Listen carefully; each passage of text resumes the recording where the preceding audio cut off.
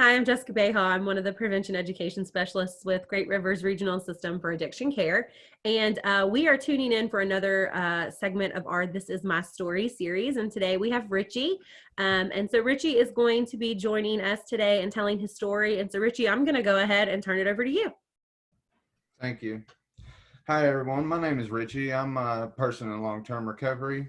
My sobriety date is June 22nd, 2016. Um, I am a graduate of Recovery Point multiple times, unfortunately. Luckily, there's these places around here in West Virginia that will give me multiple chances because that's what I needed.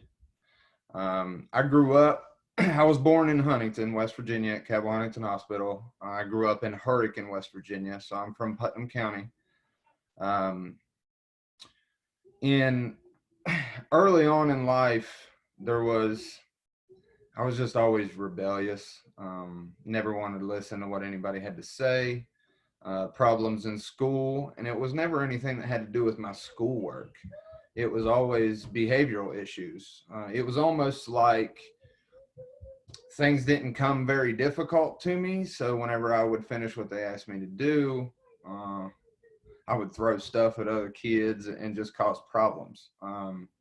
So I grew up in a great household. You know, my mom and dad. I'm not one of those people who came from a terrible childhood.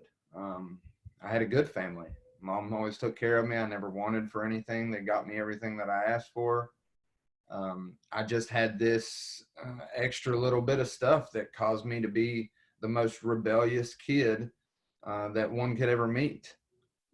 So I had older brothers, and my two older brothers, my older brother is 3 years older than me. So everything, and I wanted to be exactly like him. So everything that he was trying whenever he was 15 years old, I was trying when I was 12 years old or sooner. It actually did start happening sooner. I started smoking pot at 9 or 10 years old, um, and it continued at 11 and 12 years old. Xanax was a huge focus of mine, and bless my mom's heart. She didn't know how to deal with all of that stuff, and for a long time, whenever I was 15, for a long time, I held grudges, I held resentments against my mom because whenever I was 15, I got in all this trouble at school to where I had been expelled and suspended so many times that they sent me to what they call alternative school in Putnam County, where you go to school at nighttime instead of during the day because you can't be trusted with other kids in school. So I did that, and then whenever I continued to mess that up, um, I had a social worker for truancy, all kinds of other different things, charges that I had accrued as a juvenile, and they required me to go to Prestera in Winfield, and it was kind of like a schooling there where they monitored me, and I took urinalysis tests as a teenager. Well, I couldn't stop smoking weed. I didn't care. I just continued on. So, eventually it came to the point where, there was a lot of things happening in the court system. And my mother, um, she would find me on the front porch, asleep on the front porch because I was too drunk to make it into the house to the night before. And, she tried grounding me, punishment, and all that stuff. And none of that stuff mattered to me. If I got in trouble, I would just wait until she went to bed, and I would still go do what I wanted to do. And she would wake up in the morning, and she, like I said, bless her heart, she didn't know whether she was going to come out on that front porch and find me dead or alive.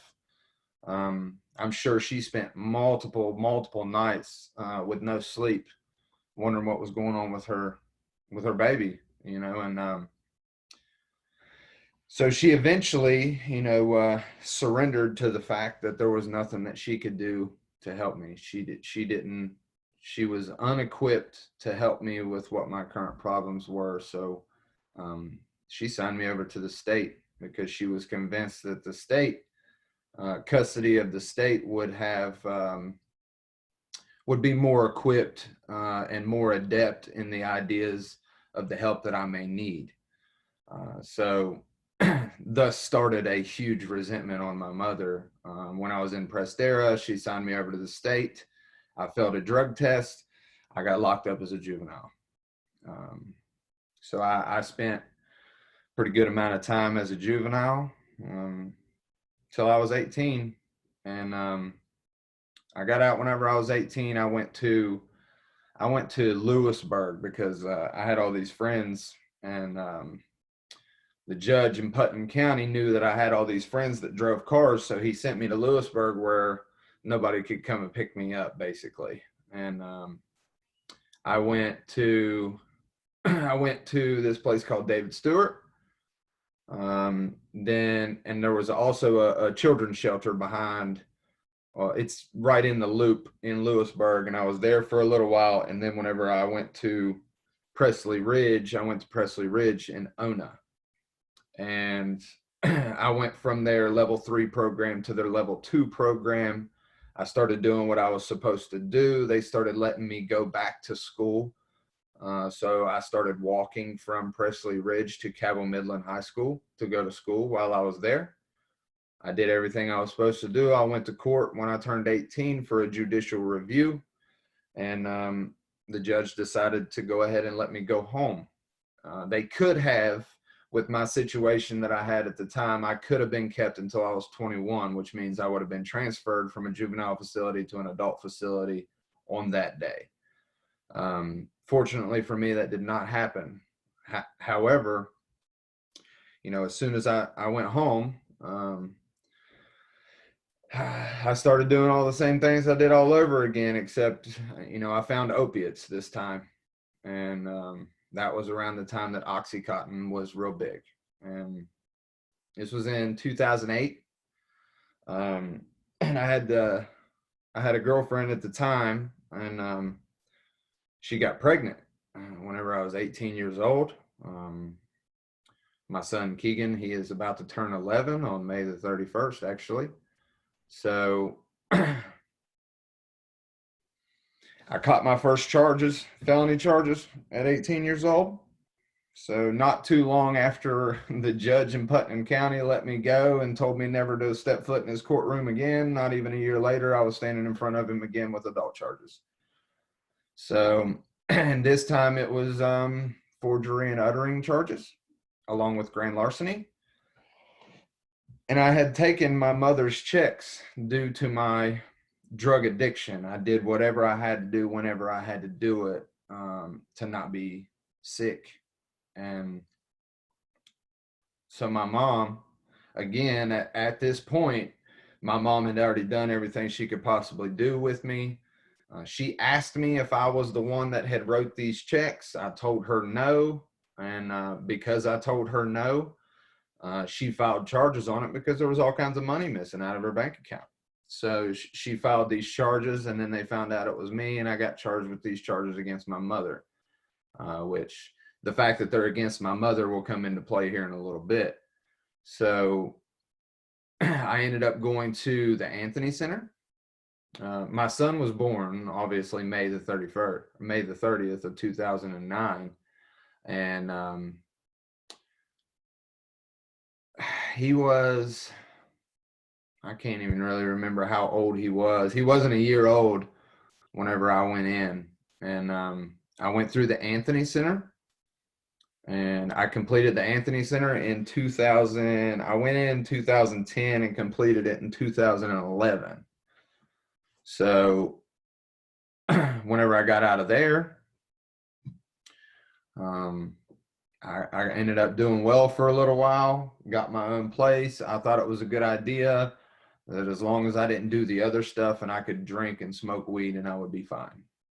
However, the type of person that I am and the type of addict that I was, drinking and smoking pot and not doing everything else cannot be done with me.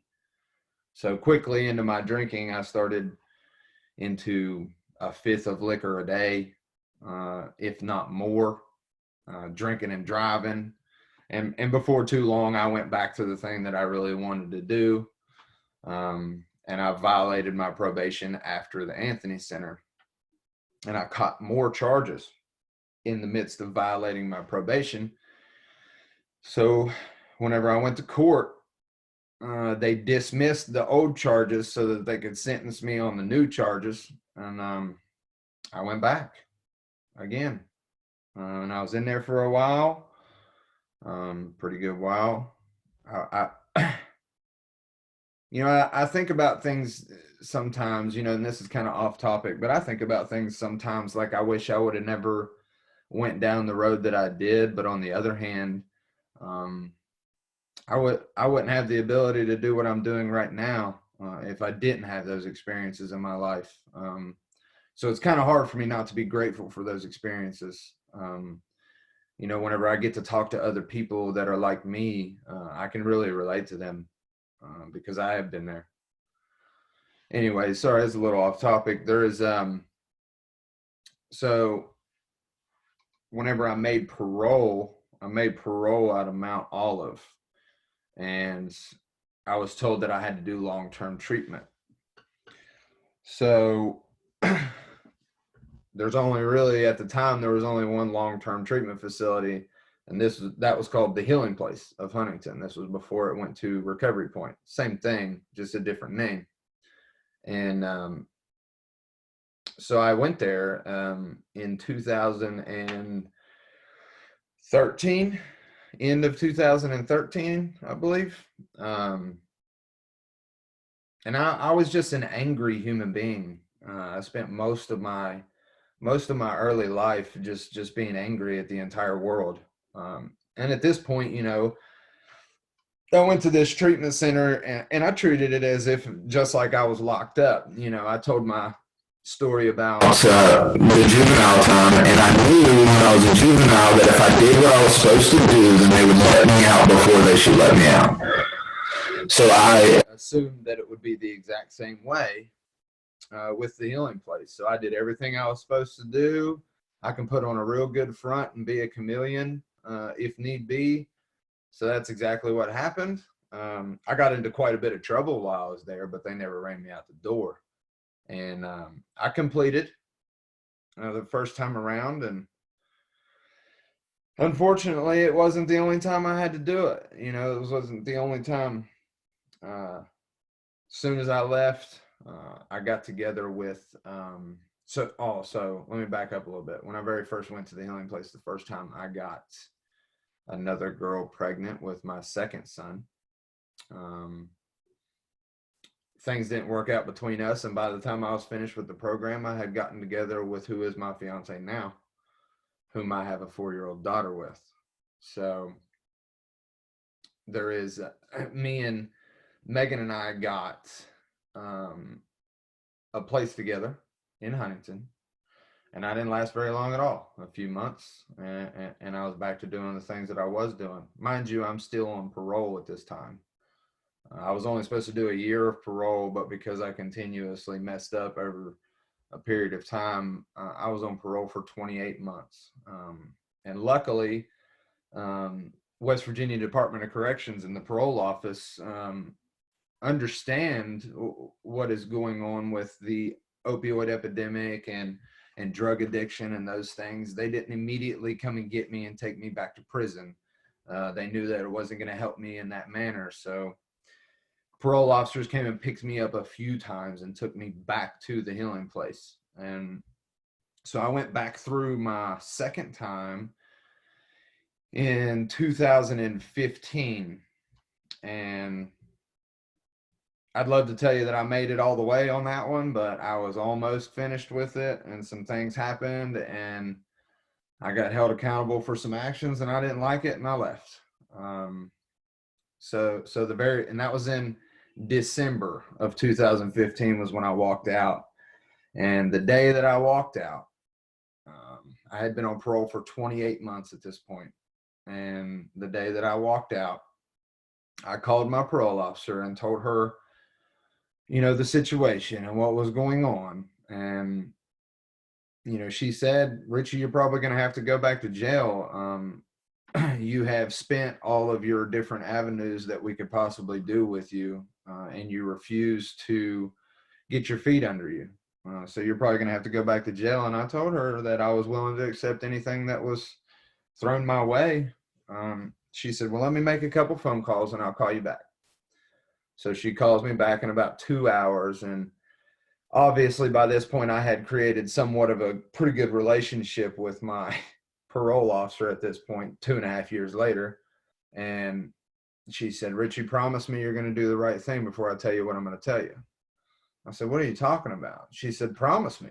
I said, okay, I promise. She said, come and get your discharge papers. You're off parole.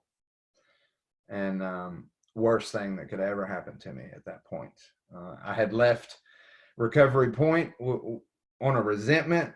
I was angry, and I had nobody supervising me anymore. So, I got off parole. Everything was good to go. I got a job almost immediately, and it was about 2 weeks in. Megan was 6 or 7 months pregnant with my daughter at the time. And on January the 1st of 2016, I overdosed and died. And I had to be brought back by Narcan. I'm not one of those people who also has a bunch of stories about multiple overdoses and all those things. This was, Megan found me dead and purple while she was pregnant with my daughter. It was not a good experience for me, and I would love to tell you that was what woke me up to a different life, but it wasn't. I kept on going even after January the 1st. I tried all these different things, and I thought, maybe if I, earlier on it was maybe if I drink and don't do anything else, I'll be fine. Or maybe if I just smoke pot and don't do anything else, I'll be fine. Or maybe if I just leave the opiates alone. I thought the opiates were always the problem, is what I was under this misunderstanding. So after I overdosed in January of 2016, I thought for sure, as long as I just leave the opiates alone, I can do methamphetamine and I'll be fine. So that thus started a half of a year run on methamphetamine. And there was a lot that happened so from January to June of 2016, I got arrested more times than I can count. I accumulated roughly 10 open cases in 2 counties between Cabell and Putnam. I had all of these charges that were stacked against me. And, I ended up getting into a fight with the Hurricane Police Department. There was all kinds of different things that happened over this period of time. And so I went, the last time I got arrested in Milton at Sheetz in a stolen car. So I got charged with grand larceny. This would have been my 3rd grand larceny conviction had I been convicted of this grand larceny. So I had pending charges in Putnam and Cabell County. So I wanted to go back to Recovery Point and try this all over again. And I had been to Huntington Recovery Point so many times that they said, obviously Huntington's not the place for you. We'd like to send you somewhere else. So they said, you can go to Bluefield. So that's where I went. I got arrested June the 21st of 2016. My sobriety date's June the 22nd, 2016. I went to Bluefield in the beginning of July. I completed the program again. There was a perfect opportunity there for me to change my life. Now, I wish I wasn't one of those people that only went to rehab or treatment when they had stuff hanging over their head and all these other things. But at this point in my life, I had my oldest son didn't get to see much of me because I was always locked up or in a rehabilitation facility. I had another chance with the second son, didn't work out. Well, my daughter was born in 2016. She was born in March of 2016. So I went to Bluefield when she was about 4 months old. And there was just another opportunity there. But for me, I knew that I couldn't be doing it for anybody else. And to tell you that I had a mindset that I needed to change my life when I went to Bluefield, that wasn't the case. However, Recovery Point gave me a place to sit down for a little while and chill out, to reevaluate where my life was. And over a period of time, it became my idea. Then I wanted to be sober. I went through the peer mentor's office again. I was in the peer mentor's office for a while. I became, peer mentor supervisor. And then eventually, when I went back to court, so the Putnam County stuff, I ended up pleading guilty to an assault on a police officer charge. And they dropped everything else. But I had to pay money, fines, restitution, those things. And the charges that I had in Cabell County was the felony charges. Now, I had already been convicted of 2 grand larceny charges, which means this new charge that I had would have been my 3rd grand larceny conviction, which would have been habitual criminal, which would have been a life sentence if I'd have been convicted of it, recidivist. And so I was obviously nervous. And I went to court. I went to court April of 2017 in Cabell County. And, they were the ones that sent me to Bluefield. And by the time I went to court, by the time my court hearing came around, I had finished the program. And I had already been hired on as a Recovery Point staff. And I had already made the decision that I was not going to come back to Huntington, that I was just going to stay in Bluefield. I was obviously doing okay there. So, I let them know all of my plans and all of these things. And Cabell County decided to drop my grand larceny charge. So I was no longer facing this life sentence. Now, this was a scary, so having the charge over my head was less scary than not having the charge over my head. So, before in my story, when I got off parole, it was like, nobody's supervising me, nobody's watching me anymore. I can do whatever I want to do. And that's kind of how I felt, when all those charges got dropped and I was finished, no more probation, no nothing. And then it was time for me to make a decision what I wanted to do with the rest of my life. Nothing was hanging over my head anymore. So I ended up making that decision to stay. Recovery Point gave me an opportunity to work for them. And I stayed in Bluefield, and I stepped my way out, and I got a program monitor job. And then I got an opportunity to be in one of the administration roles, running their kitchen and their ordering process and the food for the other guys that were there. Then I moved into another role at the same facility.